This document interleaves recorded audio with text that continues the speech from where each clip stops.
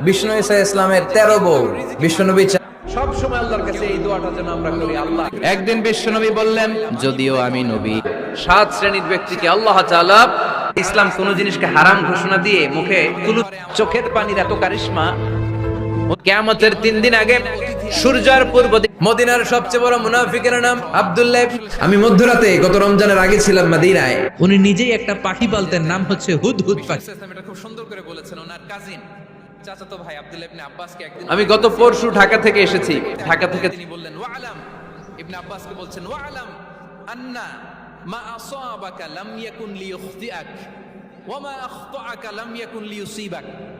আব্দুল্লাহ, জেনে রাখো, যেটা তুমি পাওয়ার এটা তুমি কোনোদিন হারাবা না।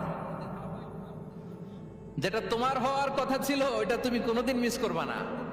আর যেটা তুমি পাওয়ার কথা না, গোটা বিশ্বের সব শক্তিকে হাতের আমরা এমন রাজনৈতিক বন্দোবস্ত চাই যে